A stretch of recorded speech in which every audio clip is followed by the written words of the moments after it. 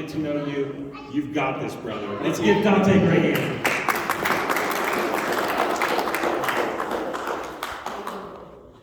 I'm not going to try to match that or top that. But who here knows the story of Gideon? Yeah. With the story of Gideon, I'm not going to get into all the details, but basically, he was going to go into battle, and God told him to essentially reduce his army. And he had him do some weird stuff where if they drank water out of the stream one way, he would keep them, and if they drank the water out of the stream another way, they would go home. And he went through this several times and eventually reduced an army down to 300 people. And then they went into battle, and God was with them, and they won. And the reason why God said that he did it that way is because he wanted to prove himself. He wanted to prove that he was the one in charge. It was his glory that he was seeking. And so now we go to Ohio in 2022, and we don't even have districts yet. We sort of do, and we think that they might be set, but the Supreme Court could step in at any moment and wipe those districts out, and then bump the primary back. And so as of 2 weeks ago, I had no idea where my district would be. All I knew is that I was going to run in Stark County. Whatever district Stark County was in, that's what I was going to run in.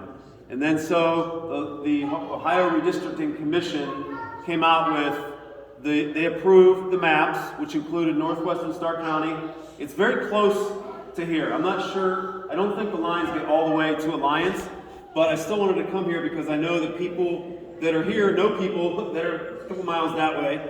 And I'll talk a little bit about that in a minute. But it's been hard to campaign when I don't exactly know where my districts are. But Pastor Neil, I've been talking this way ever since I got into this race about that if God wants me to win this, there's no way I can lose. There you go. It's really that simple. It takes all the pressure off. That's right. Now, but I also talk about David going into battle. The difference between David and Saul was that Saul was seeking his own will, and he would get defeated quite often. Good work. But David, when he would go into battle, he would always pray, Lord, should I go into this battle? Will you hand these people over to me? And the Lord would say yes. Now, I've never heard the Lord say yes. I did not hear the Lord say yes necessarily that I'm supposed to run. But I'll talk about that in a minute too. But the point is that David asked if he was supposed to go into battle, and the Lord said yes. He didn't just lay down underneath a tree and say, go ahead, Lord, you go do it. He went actually into battle himself. And have you ever thought about what that would look like? I mean, we see movies, but I mean, there's times where David's army, whatever it is, whether it's Gideon's army or David's army, where they would go into battle, 100 to 1. I'd like to picture, what did that look like? Were they running super fast like Superman or something, or were they just? It's just something interesting to think about. I did see a movie recently on PureFlix about Samson, and they kind of tried to tell that story. But I want to just talk a little bit about why I'm running for the U.S. House of Representatives, District 13. For those of you who don't know who I am, my name is Dante Sabatucci. District 13 now, like I said, is Northwest Stark County and all of Summit County. The reason I chose that, I went to Jackson High School, and I moved over here from Pittsburgh when I was 13. I went to Jackson High School, and then I went on to the University of Akron. And in between those two events, I joined the military and the National Guard down there in Dover, Ohio. And at the university, I studied finance. And about 3/4 of the way through my schooling, if you will, I was called up to Operation, which was Desert Shield at the time, and then it became Operation Desert Storm, and now we just refer to it as the Gulf War. And so that was obviously quite an experience for me that kind of made me who I am today, but I see some similarities, not only with the story of David going into battle, but also with this race, and I think what's coming this fall. And what I mean by that is the red tidal wave. Yeah, there it is. Now, I've heard Mark talk about other people stealing his stuff. I haven't heard anybody say the term red tidal wave yet. I've heard him say red wave. I say, it's going to be bigger than that. And I started using different terminology. I said the red storm's coming and some other things, and people were like, no, that's QAnon stuff. And so I went and I gave credit to my daughter. I said, what can I say, that kind of, she said, how about red tidal wave? Why didn't I think of that? So, but when I was in Desert Storm, I was in transportation. And so when I got there, this all happened really fast. So when I first got there, there was contracted truck drivers for hire. These were people from Saudi Arabia, from Pakistan, from India, and some other places too. And they were moving our equipment basically to the front lines. And we joined up with them at first, and in the very first couple weeks that we were there, until our equipment got there, we were actually driving, their local vehicles. They were Mercedes. Now, they weren't the Mercedes that you see, on the roads here. They were just Mercedes trucks that were about 5-ton trucks carrying about 20 tons of equipment. There were some funny stories there. But our job was to unload these gigantic ships and take all of the equipment north and then let them go forward to the border of Kuwait, between Saudi Arabia and Kuwait, where the Iraqi army was. And you guys all know the story. You guys probably know the story better than I do, because I didn't get to see it on CNN like most of you did. But we moved all that equipment up with the help, and the reason I brought up the Saudis and the Indians and the Pakistanis and whatnot is they were tickled to death that we were there. They were friendly. They would come up and shake my hand. They always wanted to we didn't have selfies back then, but they always wanted to get pictures with the American soldiers. And they were always like this big, and I felt like a giant. But we worked with them, and they were happy that we were there. And I have great memories and great experiences with these Saudis and these Indians and these Pakistanis that were there. But anyhow, we moved all the equipment and you guys know what happened, the rest. The storm that came through Kuwait. First it started with the air sorties at first, and then it was the ground attack. And the reason I mention that story is because I feel like that's what's going to happen this fall. I look around this country, and to be honest, even tonight, I've met Neil for the first time tonight. He prayed with us over here, and I appreciate that. And it's so great that someone that you can just meet will say, hey, can I pray with you? And all throughout this campaign, I've met people that are running for the same reasons that all four of us here tonight are running, because of what we've seen over the past couple years, and we felt like we were being called to do something. Good word. And so I think this is happening all across the country. I'm seeing different people that have a military background and have a Christian background, all running at the same time. Isn't that a coincidence? Again, this is God's battle. So why did I choose? Thank you. Why did I choose Ephesians 5:11? So for the past 2 years, I was struggling with why. I wanted to post information on Facebook to try to wake people up, wake up my friends. And I would post, at first it was, are you guys ridiculous? Do you think a mask is going to stop a virus? And they would come back and say, are you a doctor? And then so I would post an article or a video of a doctor saying, are you ridiculous? Do you think a mask is going to stop a virus? And then my stuff got fact-checked, and it got taken down, and people still argued with me, wow, he's a shill, he's this, he's that. And I just was appalled. It just started this process, and I thought, should I be spending my time trying to witness to people and try to, basically bring people to the Lord? If this is the end times or whatever, then that's what I need to do. And but I just kept feeling this draw. I need to wake people up. I need to do something. And I in Scripture, obviously you have the Old Testament. They were fighting battles in the Old Testament. In the New Testament, they were a little more passive. They were under Roman rule. They weren't trying to overthrow the Roman government, but they have a different government. We have a government by the people. We are the government. Amen. So I figured out that, thank you. I have to learn how to stop for clapping. It's one of those things. But we are the government, so it's our right to essentially take back our government. And then I found Ephesians 5:11. Do not participate in the fruitless works of darkness, but instead expose them.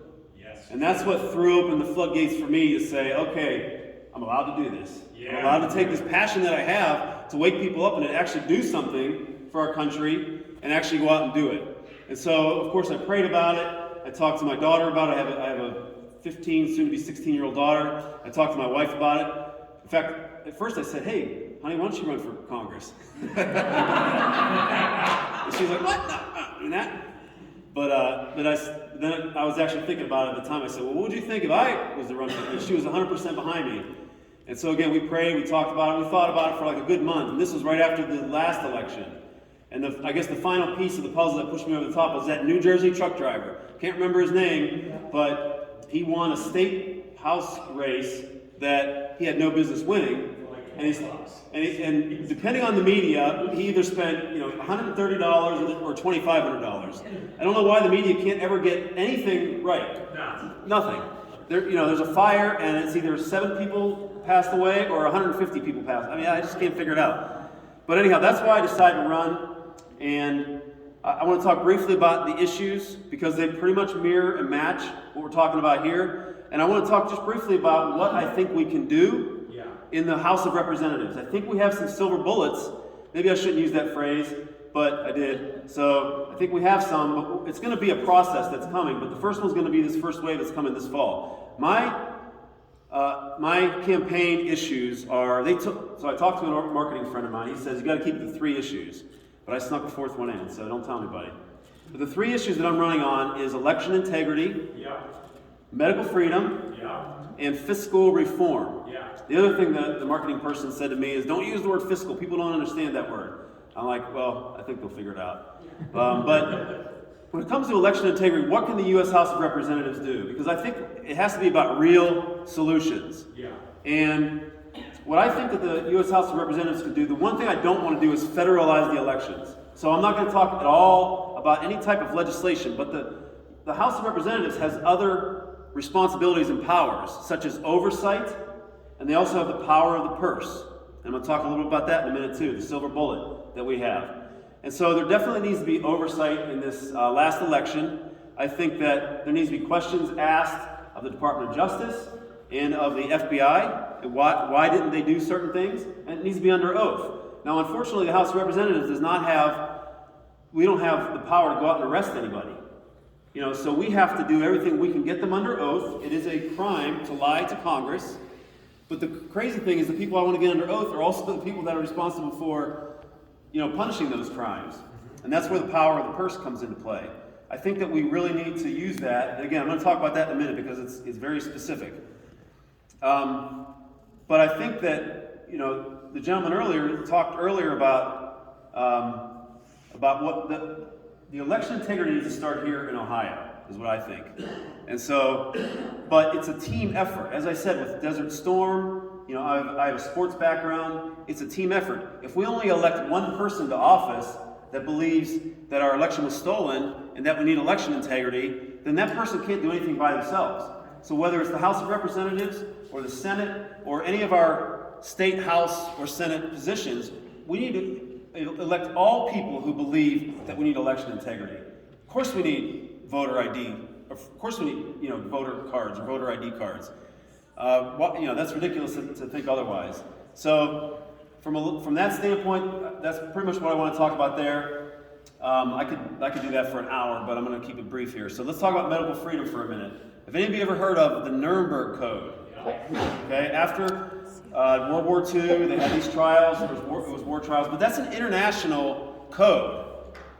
So I was doing some research on the Nuremberg Code because I started asking myself, and this wasn't even that long ago. I mean, I can't believe I hadn't heard anybody talking about this previously. I maybe heard a couple people tweet it here and there, but I started doing some research on the Nuremberg Code, and as I was doing that research, I came across something called the National Research Act, which is a law that's on the books of the United States since 1974.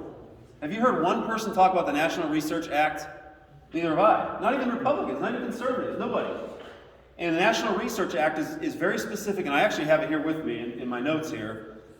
It talks about medical experimentation, and it talks about informed consent, and essentially it's very similar to the Nuremberg Code, but it's actually more specific. And the fact of the matter is that for the past year plus, ever since they started giving out the vaccines, I believe that every single vaccine that was given was done against that law. And the reason I say that is because there's been no informed consent.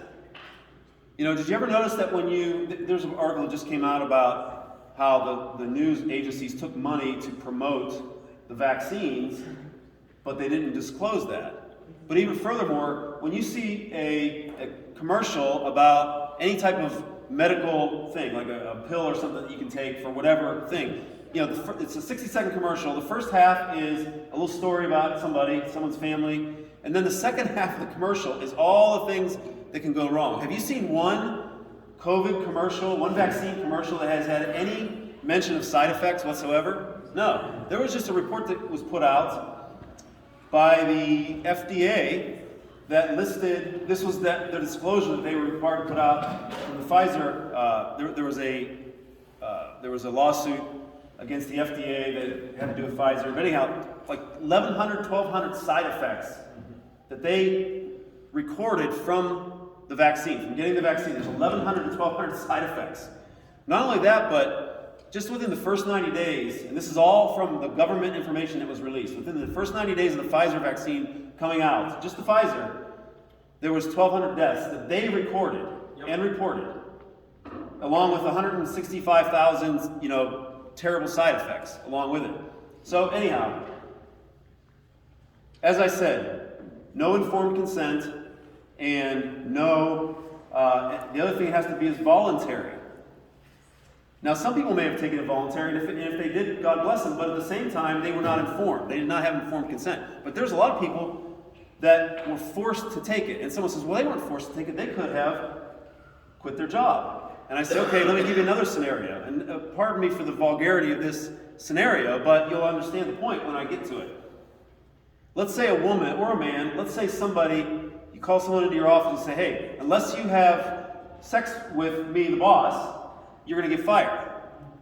Would that be considered coercion in a court of law? Of course it would. Of course it would. So why wouldn't, hey, come on in my office. Unless you get this shot in your arm that you don't want, you're going to be fired. Yep. It's the exact same thing. It's coercion. And coercion is against the law according to the National Research Act. Yes. All right, so I could do this for an hour too, but I'll stop here. You understand so what can Congress do about that? Again, oversight and the power of the purse. Restitution also, which I've talked about. And it comes down to holding the Department of Justice accountable to performing that restitution. And then the third issue that I have is fiscal reform. Again, I'm going to be brief on this as well. We have $30 trillion in debt. We all know that. We just hit that 2 weeks ago. We're still spending record deficit spending. But what can the House of Representatives do in the fall? If we have a red wave, what can they do? If we don't have the Senate, a filibuster-proof Senate, then what can we do? We can pass a law, but if the Senate's not going to even bring it up, and they're going to filibuster it, it's certainly not going to make it to the president's desk. So what can we do for 2 years? We could shut down the government, right? We've seen that tactic used before. But most people don't realize 84% of the federal government runs on autopilot, meaning that when you shut it down, 84% of it still runs. We still have deficit spending in that case. And you don't get anybody's attention except for Yellowstone National Park. That's the only thing that's shut down, it seems like. That's the only story we ever see when there's a government shutdown. What's the one bullet that we have, the House of Representatives has, that nobody else has, and that's the debt ceiling. All right? Congress passed a debt limit increase to $31.5 trillion that'll get us through the November elections. And then, of course, if there's a red wave, they'll push it out another year. But the point is, at some point, we're going to get to this debt limit ceiling. That's when the House of Representatives needs to hold their ground. That's the only leverage that we have to potentially defund. Literally, I'm saying defund the Department of Justice. Or at least because they cannot spend money. If we hit that debt limit, they will have to do something. Legally, they can't do it. I've read reports from the Congressional Budget Office about little strategies that they talk about doing if the debt limit is held up. So the power of the purse, but that's the thing that we have. So they're not going to let it get to that point, but that's when you start requiring heads to roll and actual arrests to start happening. And I think that in the past, the Republicans, because we're the good guys, right, we're weenies. We don't push the envelope. We don't play the game to win. If we're going to get into this, when David went into battle, he wasn't just like, oh no, I'm not going to swing my sword. No, he went into battle to win. And that's what I intend to do. And I don't know how it's going to play out. Being a sports person, I understand that, you have to be ready to adjust to different situations. You don't know what's going to get thrown at you. But I'm also a team builder. I'm a person that's about building coalitions and about working together. That's what the House of Representatives is going to have to do. We're going to have to, the new guys coming in, maybe recruit some of the old Tea Party people with us and have a coalition that where we're going to make sure that our issues are going to be worked on and talked about and brought up. Because if the leadership won't let something happen, then it's not going to happen. And obviously we're going to have to take a good hard look at who the Speaker of the House is going to be before we vote on that as well. The fourth issue, and this I'm just going to mention and I'll be done, is all of these things would not be a problem if it wasn't for corruption and abuse of power. That's right. Yeah, and so everything that I just said, it's about holding people accountable. And one of the reasons that I ran is because I didn't feel like that my representatives were speaking on my behalf as a small business owner. I didn't feel like that anybody was standing up and saying, Governor DeWine, you can't shut down businesses, and besides, it's not going to do any good anyhow. It's ridiculous. All it's going to do is cause a ripple effect through our economy for years to come. And what about third world countries that we support with missionary work? What's going to happen to them? Well, our pay is cut, and we can't send as much money there. There's going to be ripple effects throughout the whole world, and we're seeing it with the supply chain shortages and with inflation, with all the money that was printed. So, abuse of power and corruption, that's the root, really the root of all of this. And that's why I chose Ephesians 5:11, do not participate in the fruitless works of darkness, but instead expose them.